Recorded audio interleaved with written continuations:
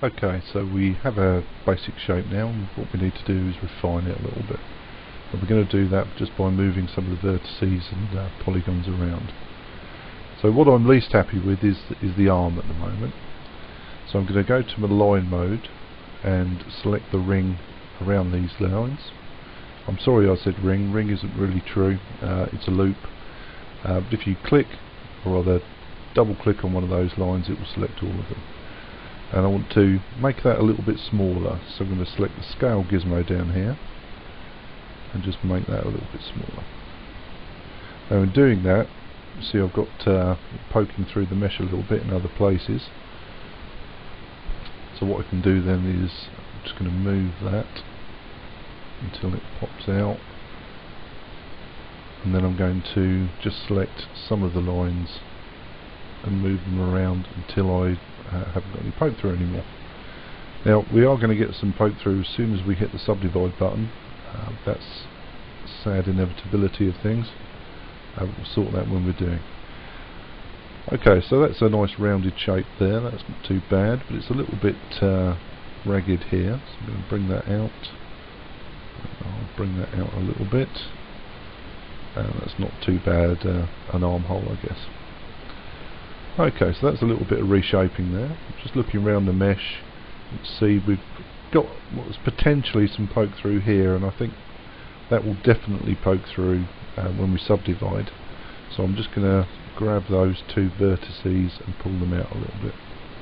And then to ease the line, because we've got a bit of a kink here now, I'm going to do the same with these ones up here. Not quite as far though.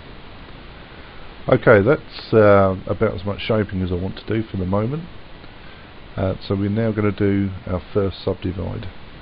So subdivide in Carrera, in Silo, you simply press the C key. Now you can see after I've pressed the C key, I'm getting some little bits of poke through here and there. This isn't a problem. Now I've pressed C to subdivide it, but I haven't actually changed my control mesh. This is one of the really nice things about polymodelling. You know, I've subdivided, but my control mesh is the same as it was when I started, which means I can have more control over movements and moving things without too much grief.